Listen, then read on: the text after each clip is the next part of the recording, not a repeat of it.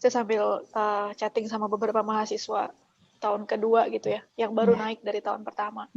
Saya tanya gimana nih bedanya gitu, kalau menurut pandangan mereka. Terus jawabannya mungkin mirip-mirip sih Kak secara materi. Cuman mungkin penekanannya yang beda, terus seberapa teknikal atau seberapa abstrak itu mungkin yang berbeda. Kalau saya juga nambahin dari situ, mungkin lebih ke arah, kalau saya ngeliatnya ya, meskipun materinya sama, kesinambungan antar project sih di UPH cukup jadi beban pikiran saya gitu. Jadi project yang satu gimana sih cara leads to the other project gitu.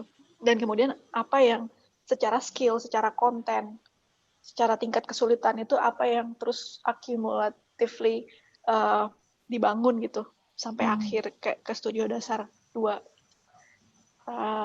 Maksudnya mungkin itu sih.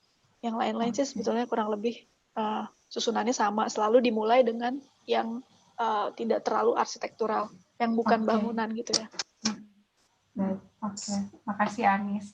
Mungkin itu bisa jadi juga satu tantangan sih. Kalau PH yang saya tahu kan sebenarnya kejarannya atau apa yang harus dipelajari, apapun harus di istilah checklist ya.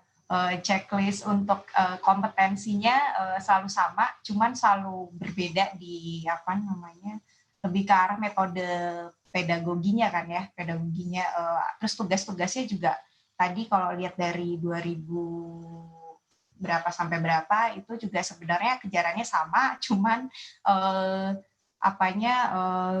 cara menyampaikannya atau tugasnya berbeda-beda gitu kan ya. Mungkin takut nggak Tunis maksudnya akan tercapai nggak checklist itu kira-kira dengan kondisi sekarang? Ada ketakutan itu mungkin?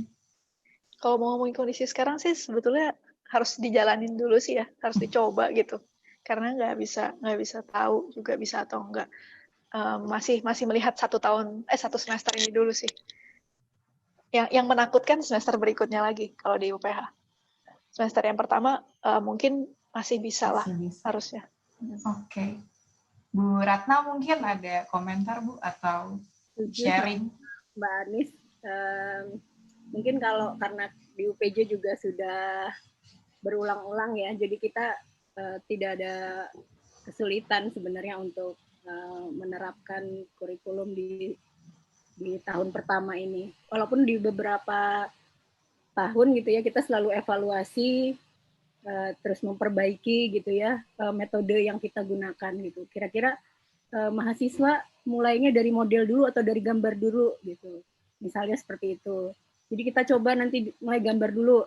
Bisa nggak mereka memvisualisasikan idenya gitu kan. Ternyata agak kesulitan. Misalnya kita tiap angkatan tuh biasanya ada trennya. Ada yang jago-jago gambar. Ternyata ada angkatan yang jago-jago main bentuk gitu. Jadi ya pinter-pinternya kita mengeksplorasi metodenya tadi. Atau bahkan boleh bolak-balik gitu. Biasanya setiap angkatan ada kecenderungan sih. Biasanya dalam satu angkatan sekitar 60 orang ya kalau di UPJ per angkatan rata-rata gitu. Selalu ada benchmark dari yang terbaik siapa gitu. Dan mereka biasanya kan selalu merujuk pada kakak kelasnya. Dulu yang terbaik siapa gitu. Nah, mereka cenderung mengikuti itu. Nah, jadi kita lakukan perubahan-perubahan biasanya begitu. Memang tantangannya jauh lebih besar ketika pandemi ini, di mana pembelajaran tidak bisa secara langsung. Kita di UPJ juga diminta switch semua gitu ya, switch kalau untuk studio memang ada ketentuan face to face 50%. Face to face 50% artinya yang bertemu itu hanya pada masa asistensi saja. Jadi kerja mandiri itu dilakukan di rumah. Jadi kita memang mau nggak mau harus percaya sama mahasiswa eksplorasi di rumahnya. Kesulitannya adalah pada tahun pertama ini mereka semua gambar manual. Nah, ini yang agak susah melihat gambarnya, makanya kita kasih kesempatan untuk ada face to face supaya gambar itu bisa diperlihatkan secara langsung. Ini tidak mungkin seluruhnya digital gitu. Jadi mau nggak mau ada waktu yang kita alokasikan sedikit sih tidak bisa banyak-banyak gitu ya, karena protokolnya akan sangat ketat. Sisanya adalah menggunakan metode sistem kolabor kalau di UPJ. Jadi segala sesuatunya sudah disiapkan sama dosen, dan ini benar-benar kerjaan dosen yang extra miles, karena sebelumnya kita belum memanfaatkan kolabor ini, namun tuntutan masa pandemi ini kita udah harus bisa mengakomodir kebutuhan digital tadi. Itu sharing dari saya untuk tambahannya. Oke. Gue mau merespon dikit, boleh? Iya, boleh. Ya, makasih Bu Ratna. Tadi kalau misalnya pertanyaannya soal setelah sekarang pandemi terus mau seperti apa gitu, mungkin permasalahannya ada dua layer kali ya, yang satu teknis gitu, yang satunya lagi mungkin pertanyaan Ibu Christine di grup, di chat. Sorry Ras, gue kebiasaan jadi moderator. Mau saya bacain dulu. Boleh. Oke, jadi ini ada pertanyaan dari Bu Christine. Terima kasih Bu Christine dari Petra. Jadi pertanyaannya buat nggak cuma untuk UPH tapi juga untuk dosen yang lain. Jadi untuk tadi presenter dari UPH, ini menurut Bu Christine ini program yang sangat menarik, instalasi termasuk belajar ruang melalui media musik, makanan, itu bisa kita lakukan, biasa kita lakukan apabila metodenya offline. Nah, karena webinar ini sifatnya menyiapkan kita untuk online, bagaimana antisipasi UPH untuk pembelajaran ke depan, terutama terkait merasakan ruang, karena kan tadi personal space sangat penting ya. Lalu ini juga untuk semua pengajar dari kampus yang lain, melihat perkembangan teknologi seperti yang dipicu kondisi saat ini, menurut Bapak dan Ibu, sejauh mana dan sampai mana batasan kita menerapkan metode manual atau non-digital pada mahasiswa kita, terutama karena SketchUp, Rhino, dan aplikasi lain juga sekarang kan sangat mudah ya untuk dikuasai oleh mereka. Apakah proses itu bisa menggantikan atau gimana caranya, ataupun mungkin ada metode lain atau seperti apa, itu bisa dijelaskan. Ya. Oke, gue coba jawab ya. Mungkin dari yang di... Ya, soal tadi merasakan ruang, sebetulnya ini jadi jawabannya kembali ke natur arsitektur sendiri ya, yang sebetulnya bisa dijumpai dimanapun gitu. Jadi meskipun mahasiswa nggak bisa ke kampus, tapi merasakan ruang itu kan bisa dilakukan di rumah juga gitu, di WC kalau perlu gitu kan. Apalagi kalau ngomongin personal gitu ya, maksudnya dimanapun sangat bisa untuk melakukan itu. Nah kalau di level teknis tadi di UPH kebetulan kami menyepakati bahwa tidak ada mahasiswa yang masuk ke kampus. Kenapa? Karena kemungkinan besar ada mahasiswa yang tidak di daerah Tangerang, tidak di Jakarta juga. Jadi mungkin jadi sulit gitu untuk menyamakan pace-nya gitu kalau mereka harus jauh dan sementara teman-teman yang lain bisa jadi di sini. Nah, itu diakalinnya ya adalah beberapa teknik. Kita pakai 2 layar, 1 layar ke muka, 1 layar ke mejanya dia, pakai tripod segala macam itu. Ya makanya untuk gambar sebetulnya buat kami rasanya masih bisa lah di semester 1. Yang agak menyulitkan mungkin di semester 2 ketika mahasiswa biasanya kami mintakan untuk ada di workshop gitu, untuk making gitu ya. Nah itu yang mungkin agak ada kendala, walaupun di semester lalu pun ketika kami tidak meminta mahasiswa membuat 1:1, ada juga toh dari mereka yang somehow manage untuk membuat paling tidak blow up dari sebuah detail dari konstruksi yang mereka rencanakan. Tapi ya itu masih tantangan tahun depan, semester depan. Gitu. Pertanyaan kedua langsung atau nanti? Langsung aja kali ya. Langsung aja ya. Yang lain dulu kali, Ras. Gue ntar aja. Mungkin ke Pak Adrian, Pak. Silahkan.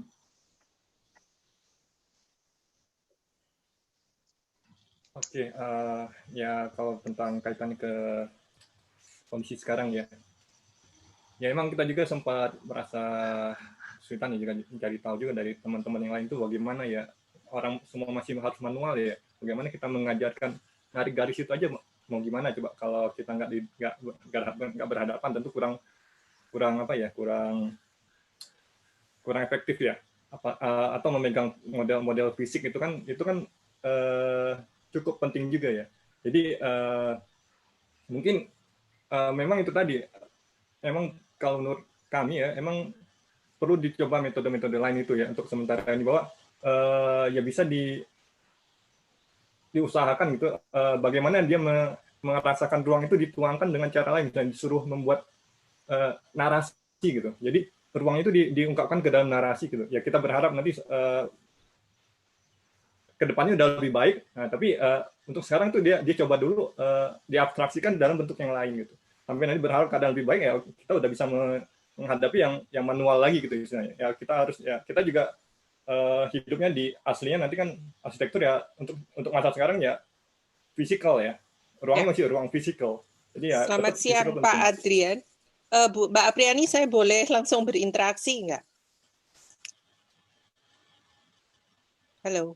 Ya, boleh langsung ditanggapin aja Bu Christine. Iya, selamat siang, salam kenal. Saya Christine dari UK Petra dari Surabaya. Mohon maaf kalau saya nimbrung ke IAI Banten, ini dari IAI Jawa Timur.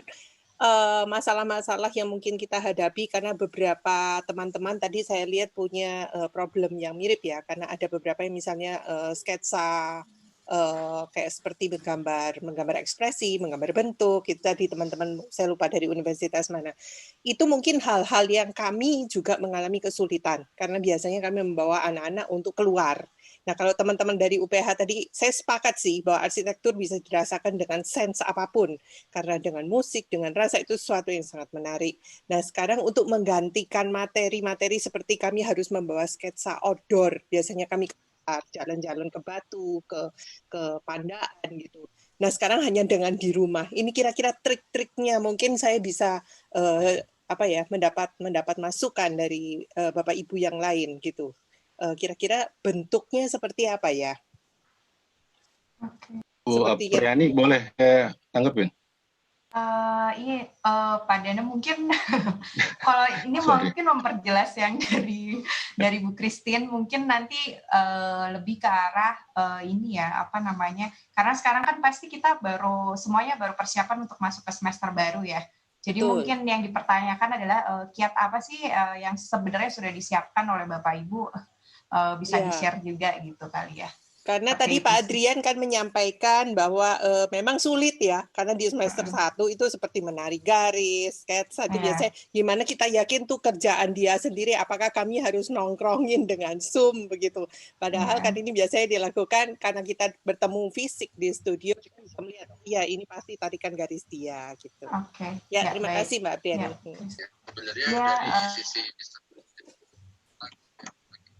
Nah, mungkin Pak Dana, ada yang mau disampaikan, Pak? Ya, tadi saya juga interest sama pertanyaannya Ibu Christine sebenarnya, dan mungkin semua educator juga dan sebagian mahasiswa. Kalau menurut saya mungkin mesti mundur dulu ke SMA gitu ya, karena karena SMA saat ini gitu ya, yang saya suka perhatiin, SMA saat ini tuh sudah hidup di digital, jadi mereka itu sudah tidak melihat lagi, ini mohon maaf ya kalau saya ini, udah tidak lagi melihat yang namanya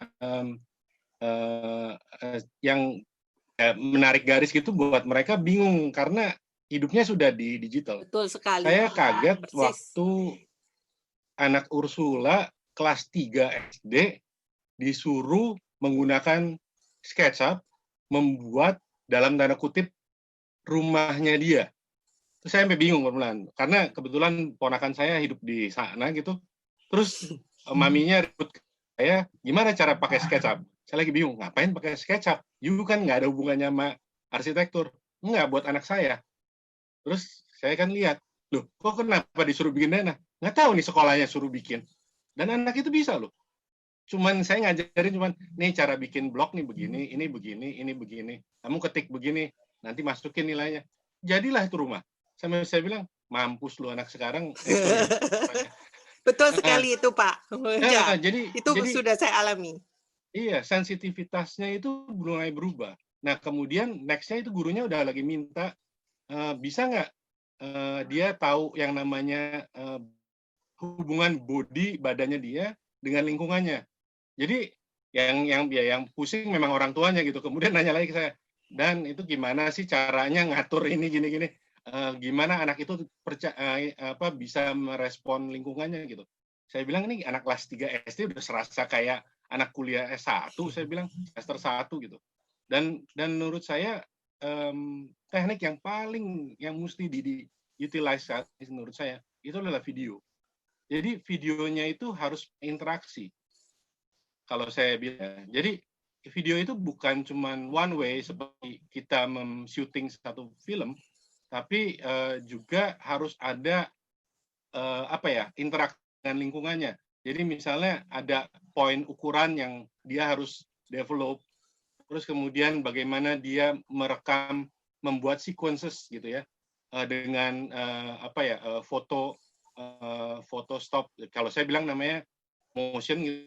Kalau di desain stop motion yang sedemikian rupa agar bisa mengeluarkan ide. Dan itu anak-anak itu bisa.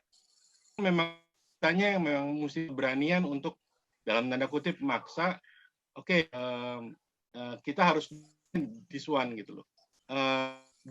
Kalau saya sih bukannya dengan 100% karena saya juga capek gitu. Tapi itu bisa aktifkan terus yang dalam tanda kutip yang selama ini kita nganggep itu adalah yang paling baik gitu. Misalnya contohnya pakai gambar dengan kertas gitu. Kalau menurut saya sebaiknya buang kertasnya, ganti gitu ya. Tadi di UPH pakai 2 kamera gitu. Itu jadi menarik. Kenapa? Karena jangan-jangan kameranya yang kita utilize buat arsitektur. Itu satu. Yang kedua, saya pergi ke Tungci University. Dan kebetulan pada semester 1 yang lalu waktu saya ke Tungci, mereka masih menggambar manual banding 1 tentang kolom ionik Doric. Besar banget satu banding. Sampai saya bilang, ini nggak ada kerjaan ya bikin gulungan kertas besar-besar, bikin sebelum gitu. Ternyata buat itu. 10 tahun kemarin saya datang, itu saya kaget. Karena mereka udah membuang itu. Mereka semua sudah hidup di digital, dan mereka buat mereka. Udah nggak usah kayak gitu lagi katanya. Sekarang digital itu membuat si mahasiswa itu mengenal ruangnya.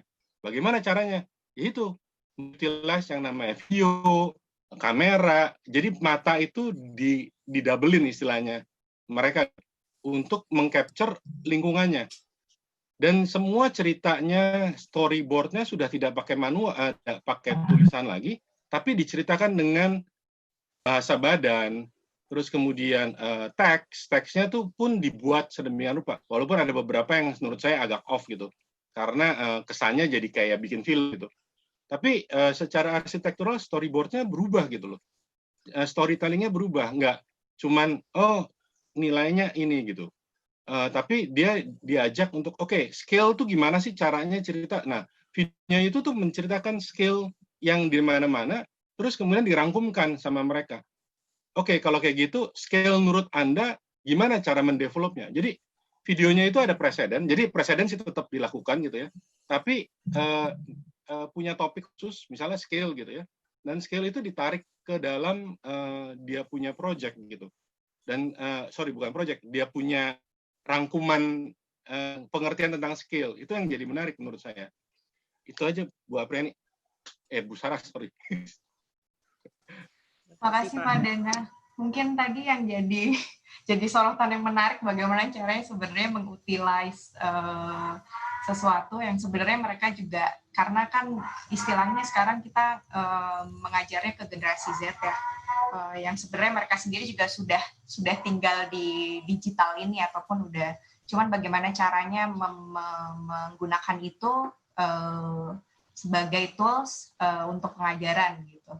Mungkin dari universitas lain, dari Bu Irma,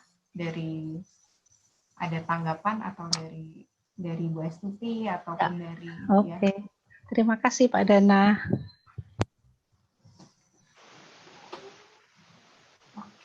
Baik, mungkin ini yang saya juga jadi ada pertanyaan nih ke Pak Dana sekalian.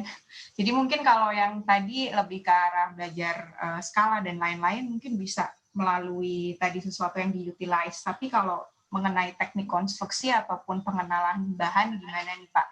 Ini ada satu pertanyaan dari Pak Raymond. Dia bilang sejauh mana sih sebenarnya eksplorasi material sebaiknya diterapkan Terus apakah kegagalan itu sebenarnya didokumentasikan? Karena kan tadi saya melihat dari setiap universitas itu di semester keduanya mereka sudah mulai hand-in ke materialnya kan ya.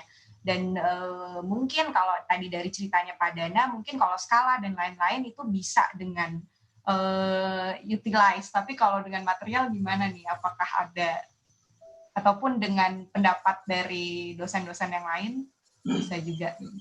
Nah, ini saya nyambung dulu ya, nah, ada satu hal juga yang menarik di Tungci itu. Tapi karena Tungci ini base-nya itu adalah civil engineer, jadi cara pendekatannya juga agak civil engineer, walaupun sekarang udah banyak dosen dari UK itu kalau saya perhatiin datang di sana, Neil Leach dan lain-lain. Ada yang menarik dari belajar material. Mereka itu sebenarnya sudah off dengan material yang sekarang kita pelajarin. Itu yang saya agak kaget juga. Jadi kayak beton segala mereka anggap itu udah kelar katanya. Kita lagi mencari new material. Saya bilang, new materialnya gimana caranya?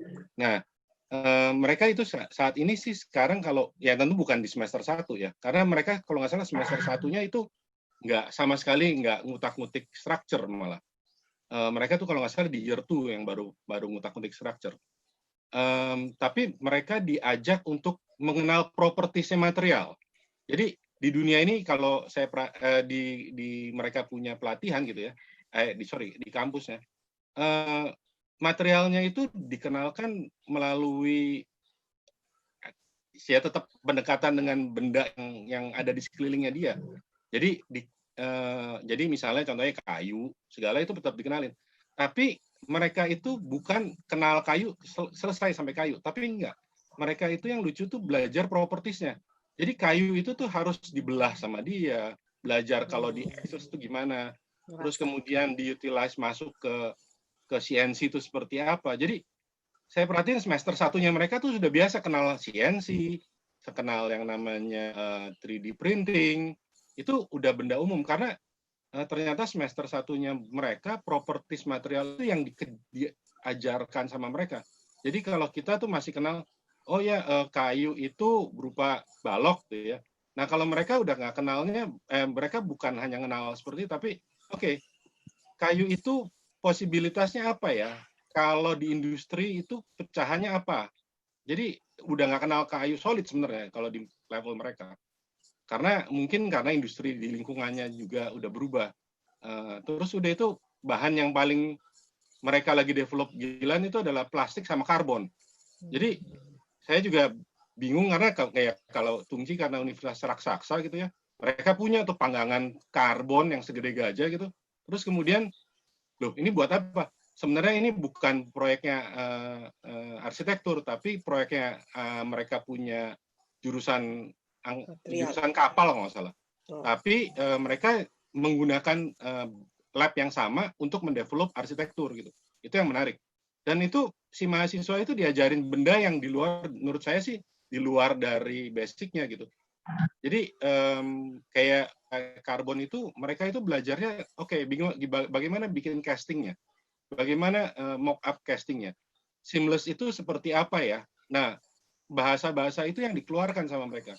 Terus digital basicnya terdengar kayak misalnya kalau di kita kan selalu platonik saja gitu. Kalau mereka tuh udah kenal bahasa properties yang lain seperti bending, terus chamfering, terus udah itu gitu ya. Terus Voronoi itu bahasa umumnya mereka, sampai saya bilang gila belajar Voronoi di semester 1. Saya bilang ini mah belajar matematik yang lain, dan ternyata ya itu saya baru tahu bahwa masuk di sana ya kompetitifnya kan beda. Jadi nilai-nilai matematik itu pasti sudah dianggap sudah ngerti. Itu aja Bu Saras. Oke, baik. Jadi lebih ke arah ininya Pak, properties yang lain. Jadi kayu bisa jadi apa aja, diolahnya seperti apa, termasuk metodenya apakah pakai casting ataukah di bending dan lain-lain. Mungkin ada tanggapan dari Pak Raymond soal pertanyaan ini. Kalau yang masalah kegagalan deh, atau apakah jadi pelajaran atau enggak? Mungkin cukup dari tanggapannya dari Pak Dana tadi udah cukup. lengkap. Baiklah. Ya. Selanjutnya sebenarnya ada pertanyaan dari kanal YouTube ini tentang ini dari Sirkonan. Dia bilang seperti apakah profil lulusan arsitektur yang ingin dibentuk oleh masing-masing kampus dan bagaimana kurikulum tahun pertama bisa membantu kampus untuk mencapai itu. Mungkin bisa dijawab dulu dari Bu Irma mungkin, Bu. Ya, terima kasih juga Pak Dana buat masukan dan saran-sarannya. Ya baik Mbak Raras, arsitektur UMN baru pertama kali menghasilkan lulusan ya tahun ini. Cita-citanya sih sebenarnya supaya menjadi arsitek gitu kan ya, dan arsiteknya ya kalau kita lihat pas ketika kami mendirikan itu 2016, kita lihat udah jauh keluar gitu. Seperti cerita tadi Pak Dana gitu kan, udah pakai software-software yang canggih-canggih yang mana waktu itu belum sampai masuk ke Indonesia gitu kan. Kita maunya nanti lulusan kita ketika menjadi arsitek nggak cuma bisa mempunyai proyek di dalam saja, dalam luar negeri gitu kan. Arsitek tuh bisa masuk arsitek luar aja gitu kan. Tapi kami inginnya supaya lulusan kami nantinya bisa mempunyai proyek-proyek di luar juga, nggak kalah saingnya. Oleh karena itu ya, karena turunan dari multimedia juga gitu ya, kami mulai dari tahun kedua sebenarnya udah membekali dengan kemampuan yang software itu. Dari yang semester 1 sebenarnya kami juga sudah berusaha untuk sebenarnya itu mulai dari angkatan 2018 sih, supaya menggunakan mesin-mesin yang terkait, contohnya yang laser cutting gitu kan ya. Mereka coba tuh bikin modul-modul terus digabung di mana supaya jadi model maket kecil gitu kan ya, bisa berdiri gitu kan. Walaupun di situ memang agak kesulitan sih karena mereka baru mengenal software-software tertentu. Itu masih di tingkat awal, belum ada ini harus ruangnya apa, harus strukturnya seperti apa. Jadi kalau misalnya menjawab pertanyaan yang tadi gitu kan, apakah kesalahan itu bagian dari proses? Iya, karena menurut kami ketika mahasiswa melakukan kesalahan, ya itu memang tempatnya gitu kan. Ketika melakukan kesalahan, mereka bisa belajar. Oh, kalau misalnya saya potong seperti itu, kalau saya pakai sambungan jepit gitu kan ya, oh ternyata itu terlalu lebar loh gitu kan, atau terlalu kecil atau apa gitu kan ya. Hasil harus seperti apa gitu kan. Dari situ sebenarnya mereka bisa belajar satu sama lain tuh. Plus ketika mereka menggunakan alat bantu seperti mesin-mesin seperti itu ya mereka jadi lebih dipercepat juga sih, walaupun nggak jadi tingkat 1 tuh kami lebih fokus ke supaya mereka memahami, mereka bisa explore loh dengan benda apapun sebenarnya gitu kan, walaupun tidak secanggih yang kayak di Tongji kayak Pak Dana tadi cerita gitu kan ya. Dan mereka juga jadi lebih bisa memilih ketika mereka nanti mendesain gitu kan ya, mereka bisa pakai pendekatan apapun. Mereka misalnya jago di sketsa, gambar, ya mereka bisa mulai dari situ. Kalau misalnya mereka ternyata pakai model lebih baiknya gitu kan, ya udah pendekatannya bisa dari model dulu. Atau ternyata kalau dari pengalaman kami ada yang dua-duanya nih nggak bagus nih, dari sketsa, dari model juga nggak bagus. Tapi ketika udah masuk ke digital, malah jadi keluar tuh bagusnya. Sensi desainnya juga ternyata selama ini anak tersebut, mahasiswa tersebut tuh kesulitan untuk mengekspresikan apa yang ada di kepalanya karena dia keterbatasan skill-nya tersebut. Maka itu sebenarnya itu suatu pilihan sih, mau manual, mau nantinya digital. Karena itu kan nanti ketika mereka lulus mereka bisa memilih itu mana yang terbaik untuk mereka. Menurut saya itu aja sih.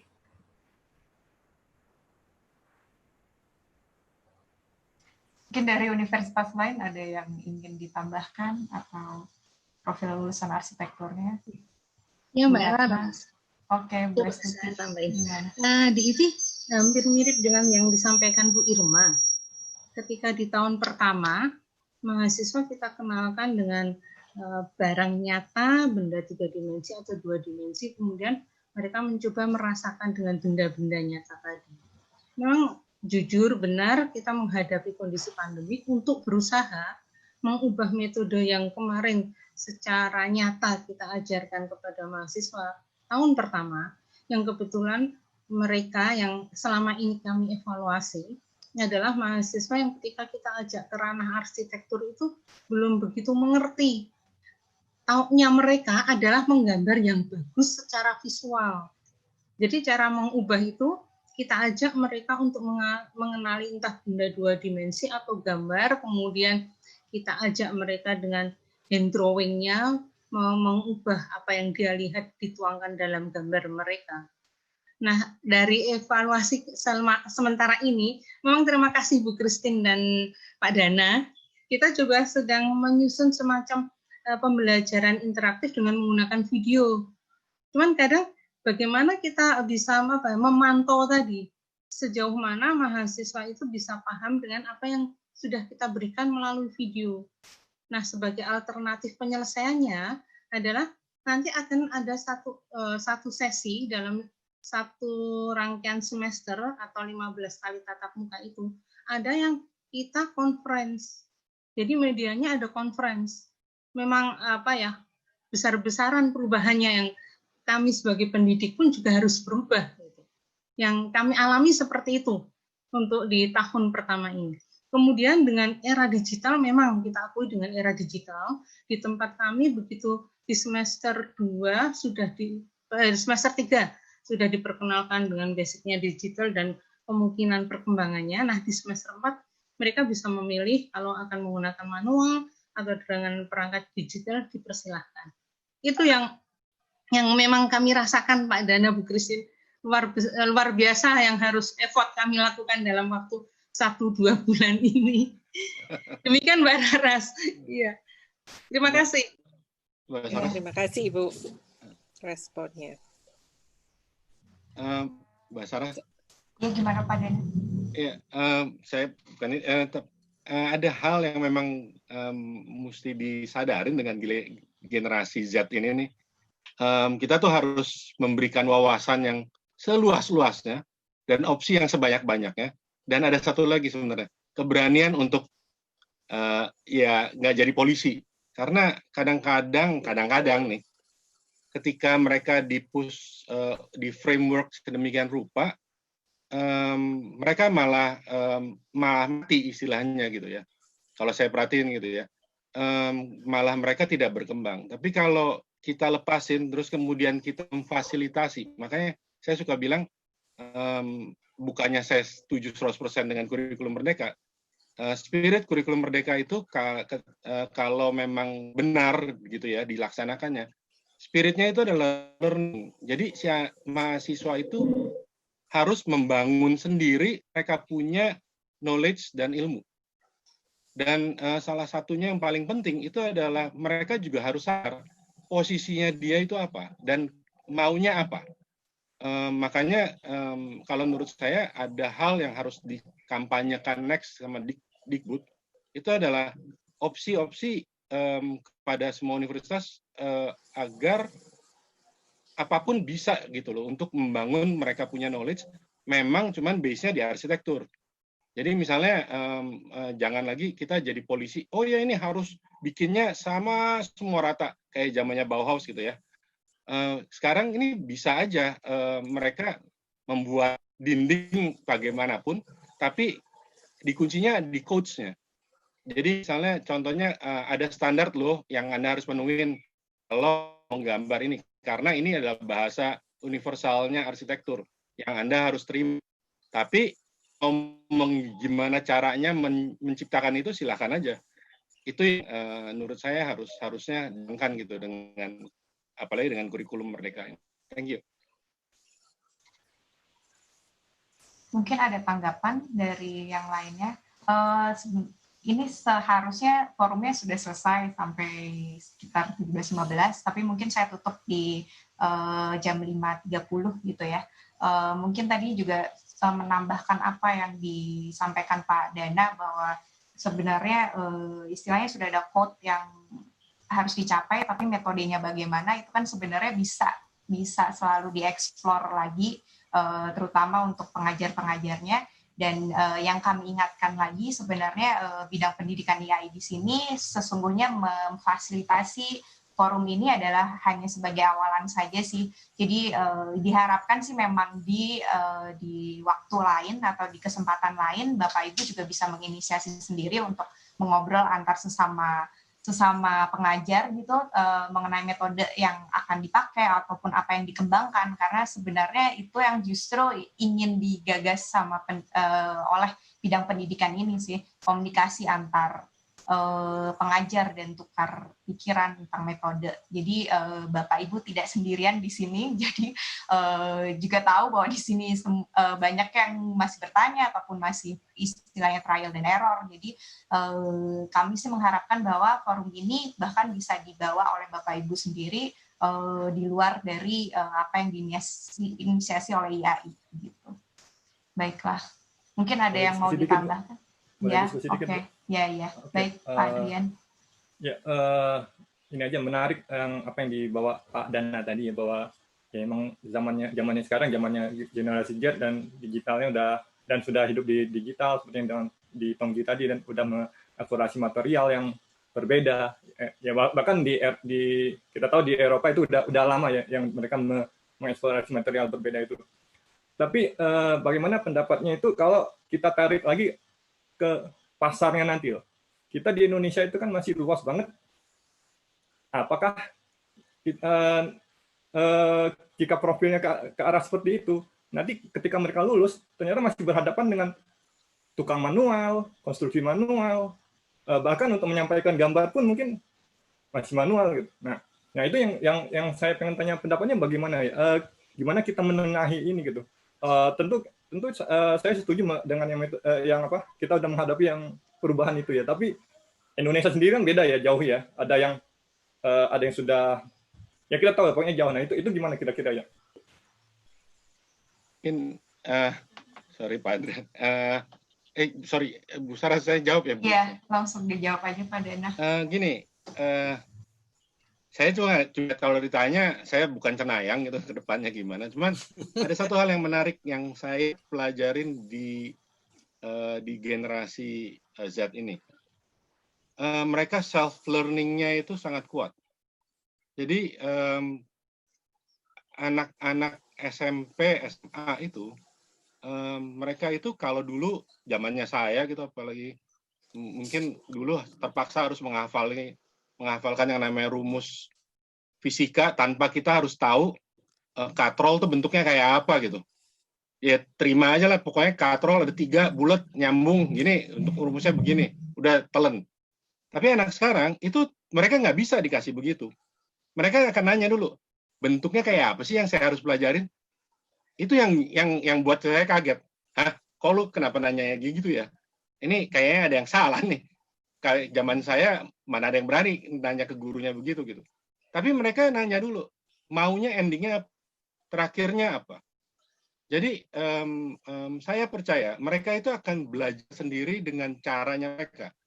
Memang yang kalau dulu kita dipaksa untuk belajar dengan cara yang sama. Kalau sekarang variabel cara belajarnya atau metode belajarnya itu yang justru harus kita kembangin. Sebanyak-banyaknya bila perlu. Itu anak ditelenin apapun, pokoknya ini metode belajar tuh begini loh.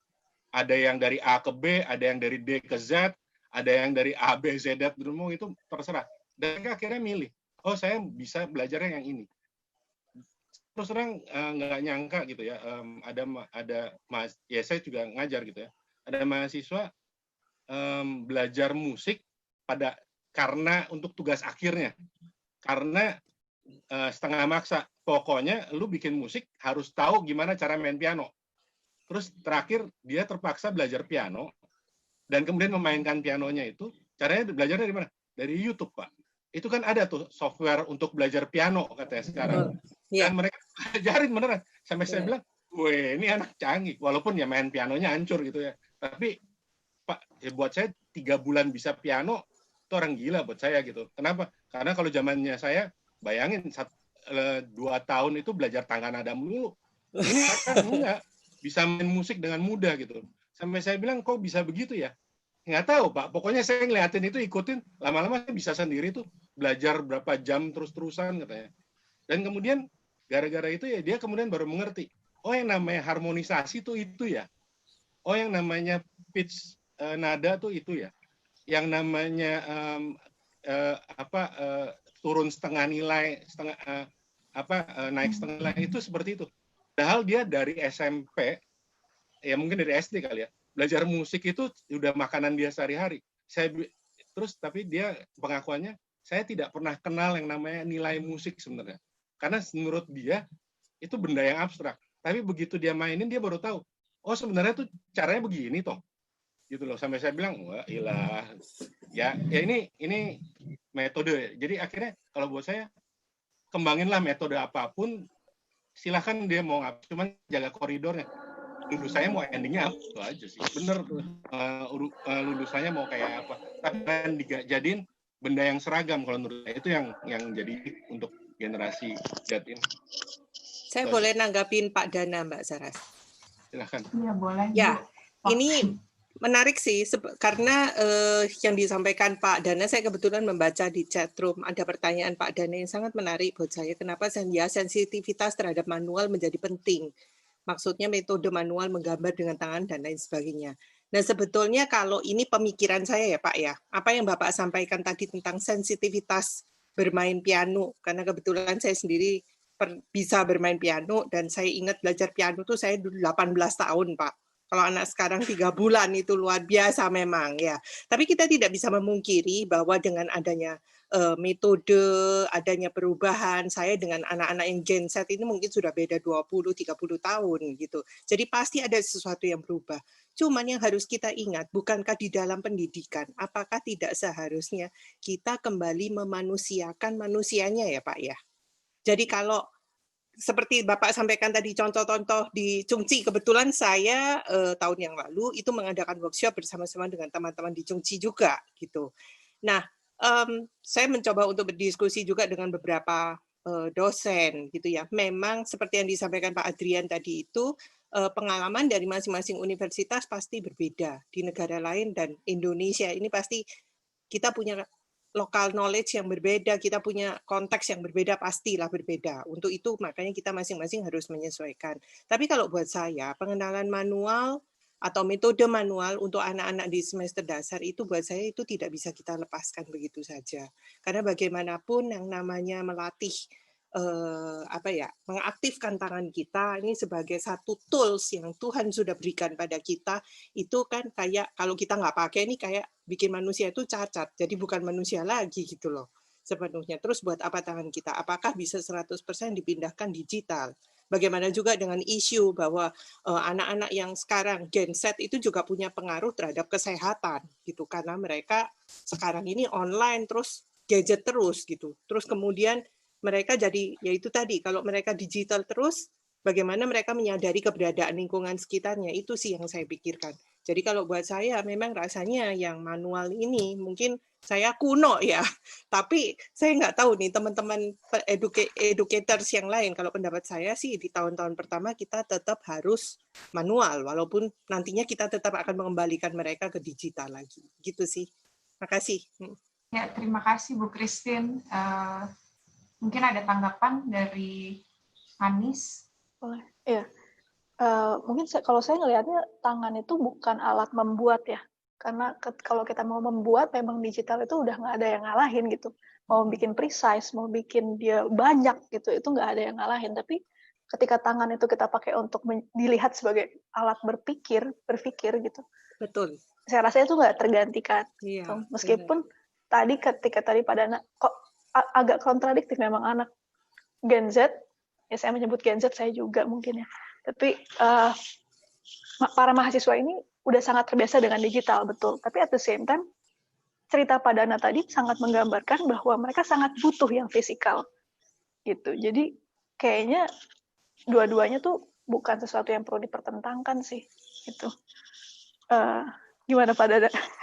Ya, Padana ada tanggapan mungkin. Oh iya. Jangan sampai mispersepsi. Maksudnya saya gini, justru apapun metodenya, digital maupun justru dua-duanya harus dikembangkan. Kenapa? Karena at the end terakhir si student ini yang harus memilih. Dia harus build sendiri. Dia itu cocoknya yang mana sebenarnya. Kadang-kadang ada orang yang ternyata sepanjang hidupnya baru tahu, oh ternyata saya tidak suka dengan matematik. Padahal sepanjang hidupnya dia hidupnya di matematik terus gitu misalnya ya. Justru buat saya metode itu yang harus dikembangin sebanyak-banyaknya gitu loh. Jadi opsinya jangan kunci di satu titik. Kalau buat saya kurikulum yang baik justru harusnya memberikan opsi apapun.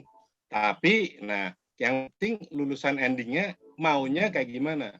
Kita terus terang kalau arsitek kan jelas bahwa ada form yang harus dipenuhi gitu ya, dari UIA atau BA atau KB atau NAB gitu ya. Nah, itu nanti professional degree gitu loh. Tapi kalau di semester 1, semester 2, opsi itu harus dibuka sebanyak-banyaknya.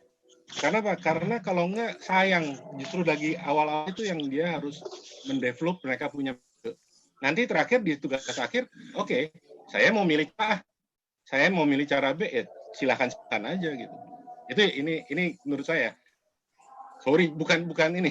Jadi jangan sampai salah persepsi. Iya, Pak. Setuju, Pak. Setuju. Kalau tadi nyambung soal profil lulusan alumni, kalau dari UPH sih mungkin profilnya lebih ke arah bagaimana lulusan itu bisa melalui profesinya apapun nanti mengembangkan bidang ilmu arsitektur. Mungkin itu cita-cita besarnya. Jadi mau lulus jadi apapun, tapi kalau bisa ada yang dikontribusikan kembali ke bidang ilmunya gitu. Baik, ini ada tanggapan juga nih Pak Dana, intinya pola pikir generasi per generasi berubah, akan tetapi arsitektur tidak berubah. Maka tugas kita dari sisi akademik mempersiapkan para calon arsitek untuk beradaptasi agar menyesuaikan dengan zamannya. Ini mungkin sekaligus sebagai penutup mungkin saya sekalian menyerahkan kembali ke MC-nya, Tanaka, karena waktunya udah mendekati maghrib. Sekaligus tadi saya menggarisbawahi tentang metode eksplorasi yang mungkin bisa dieksplor lagi oleh pengajar, dan sebenarnya tidak ada pertentangan antara digital ataupun manual, dan sebenarnya itu juga ikut membantu dalam membentuk kemampuan argumentasi atau berpikir seperti itu. Baik, saya kembalikan ke MC. Ya, tanpa terasa sudah sampai akhir acara. Terima kasih atas partisipasi rekan-rekan yang telah mengikuti dialog ini. Kami pantau sampai sore ini tertinggi sebanyak 66 via Zoom dan 79 menonton via YouTube. Diingatkan sekali lagi khusus bagi peserta yang hadir via Zoom untuk mengisi link pada chatboard Zoom atau chat live YouTube IAI Banten. Link tersebut akan ditutup 5 menit setelah acara ini selesai. Jadi jangan lupa untuk mengisi. Untuk sertifikat dialog akan kami kirimkan melalui email atas nama pengurus IAI Banten dan seluruh panitia yang bertugas. Ada Ferawati, host Zoom, dan Leonardo sebagai penanggung jawab acara. Dan tidak lupa Bu Apriani Sarasayu sebagai moderator, dan Bu Irma dan Kak Theodor dari UMN, Bu Ratna dan Kak Arimbi dari UPJ, Bu Estuti dan Kak Panji dari ITI, Bu Anis dan Kak Naudafal dari UPH, dan Pak Adrian dan Kak Maria dari Pradita sebagai presenter. Dan saya sendiri, Wilbert Tanaka, selaku MC, kami undur diri. Sampai jumpa di acara forum desain selanjutnya IAI Banten. Wassalamualaikum warahmatullahi wabarakatuh. Om Shanti Shanti Shanti Om. Waalaikumsalam. Terima kasih semuanya. Terima kasih. Ini ya ada sesi foto bareng. Oh ya? Iya. Mana ya Tanaka? Foto bareng. Ini dari IAI-nya ya. Nggak tahu saya. Oke, boleh minta tolong untuk dideketin semua videonya. Tanaka hitung dong.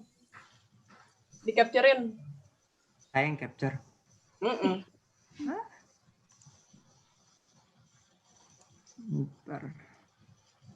Sebentar ya, Kak.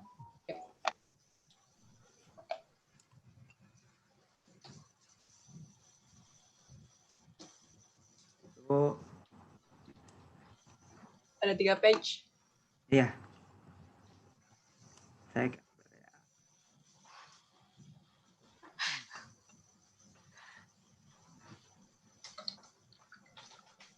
Oke, udah Kak. Terima kasih. Ya, terima kasih. Semoga berlanjut nggak cuma di forum ini saja. Semoga selanjutnya ada percakapan-percakapan lain. Ya, terima kasih semuanya. Terima kasih semuanya juga. Terutama untuk presenter dan yang sudah menyempatkan datang. Terima kasih.